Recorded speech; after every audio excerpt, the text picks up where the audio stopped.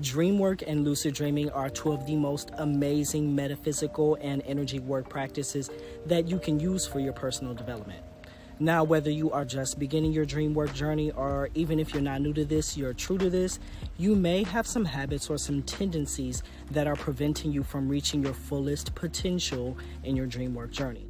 Now, I know some of you may be upset at me for number one, but the truth is that both cannabis and alcohol negatively affect our REM stage of sleep. And this is the stage of sleep where we have those full-blown dreams. So some people may still be able to remember their dreams if they are smoking or if they are drinking, but let me keep it real with you. There is nothing compared to the clarity of your dreams when you're sober. So if you happen to fall into that category, if you stop drinking and if you stop smoking, you're guaranteed to have more clear and vivid dreams. The second thing you're doing that's killing your dream practice is not keeping a dream journal. I mean, really, how do you expect to have a dream practice if you can't remember your dreams? And I mean, remember your dreams in detail. This is going to help you later on when you're trying to extract information or interpret your dreams. Those small details do matter. Okay, so the third habit that you have that is absolutely killing your dream practice is having a wake-centristic mindset. This means that you primarily identify with the waking state of consciousness. So you'll hear people say things like, oh, it was just a dream. And this has the intent of downplaying the dreaming state of consciousness. The truth is that experiences in both state of consciousness are completely valid, and if you really want to dive deeper into your dream work and your dream practices, you have to honor the state of consciousness where your dreams come from.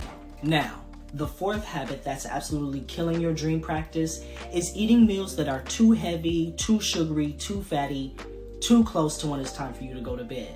When you do this, the body's going to spend most of its energy on trying to digest and assimilate that food and those nutrients rather than spending the energy on dreams and the things that are going on in your mind while you're sleeping. Now, the fifth habit that's absolutely killing your dream practice is not practicing mindfulness meditation. Now, I want to be clear and I want to keep it real with you. I'm not talking about mantra meditation. I'm not talking about malas.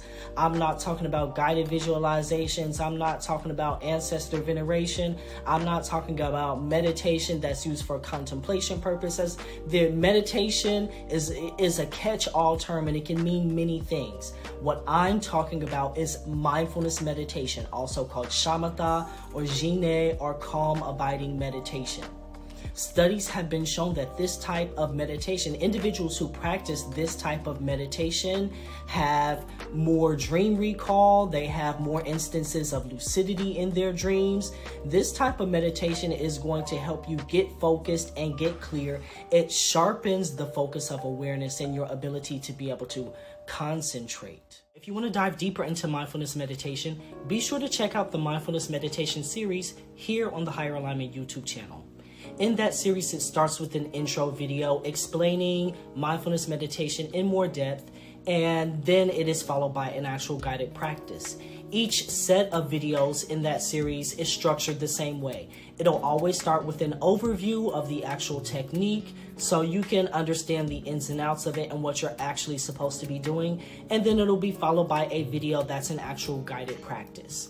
If you do want to take up mindfulness meditation, I do advise beginning with 2 sessions a day, once in the morning and then once in the evening, especially if you are aiming to practice dream work or lucid dreaming. You want that meditation practice to be a part of your evening routine.